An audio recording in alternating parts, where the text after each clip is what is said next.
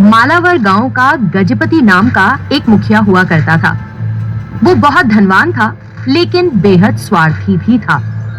उसे बस अपने लिए और धन इकट्ठा करने की धुन चढ़ी रहती। गांव वालों की भलाई के कार्य की बजाय जनता के पैसों को खुद पर ही खर्च करता। मालावर गांव पानी की मार झेल रहा था। गांव वाले जरूरत के पानी के लिए भी तरस रहे थे। उन्हें पीने का पानी भरने के लिए बहुत दूर पैदल जाना पड़ता था।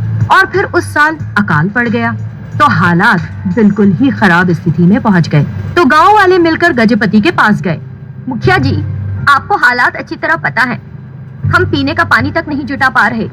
हमने कई मील का रास्ता पैदल चलकर भी पानी लाने की कोशिश की, लेकिन पड़ोसी गांव वाले हमें उनके गांव से पानी नहीं भरने दे रहे हैं। आपको इस समस्या का हल ढूंढना होगा। मैं क्या करूं? मुझसे जो भी मुमकिन होगा मैं जरूर करूंगा। कृपया पीने के पानी के लिए गांव में एक कुआं खुदवा दें। आने वाली पीढ़ी आपका नाम याद करेंगी। हमें आराम से पानी मिल जाएगा।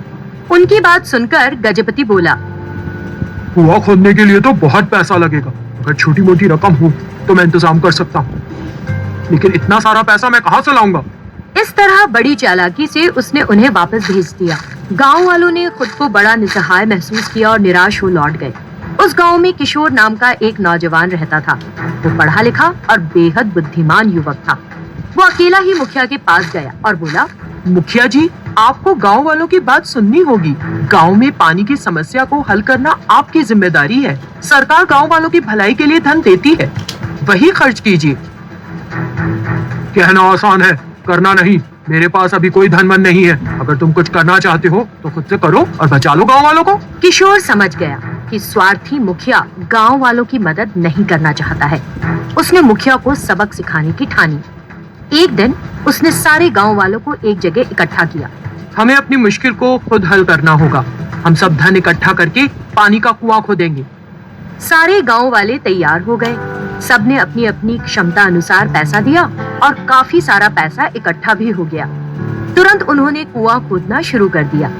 कुछ देर तक खोदने के बाद उन्हें अंदर एक बड़ी सी चट्टान मिली। हे भगवान, ऐसा क्यों हुआ? हमें इस चट्टान को तोड़कर कुआं बनाने के लिए और ज्यादा पैसों की जरूरत पड़ेगी। अब क्या किया जाए? गांव वाले फिर निराश हो गए। तो किशोर ने कहा, फिक्र ना करो, जहाँ चाह वहाँ राह। इस कुएं को खोदने की जिम्मेदारी मैं लेता हूँ। कुछ देर इंतजार करो। किशोर सोचने लगा और उसे एक उपाय सूझ गया। उस रात वो उस कुएं पर गया और उस चट्टान पर 4 घड़े कच्चा तेल उलट दिया। फिर घर आकर चुपचाप सो गया। सुबह में सारे गांव वाले उस कुएं के पास आए तो भौचक्के रह गए। कुएं से तेल बाहर आ रहा था। सारे गांव में ये अफवाह फैल गई कि वो तो तेल का कुआं है, और ये बात फिर गजपति तक भी पहुंची। तुरंत वो कुएं पर आया और लोगों से बोला, प्रिय लोगों, मुझे पता है कि तुम लोग पीने के पानी के लिए कितने परेशान हो।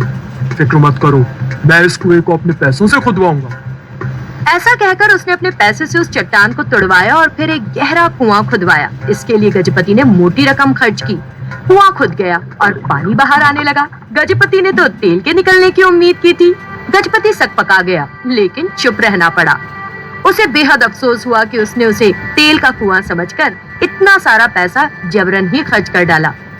दरअसल किशोर ने जानबूझकर उस चट्टान पर तेल उलट दिया था और फिर ये अफवाह फैलाई कि उस कुएं से तेल निकल रहा है। लेकिन किसी को ये बात पता नहीं थी।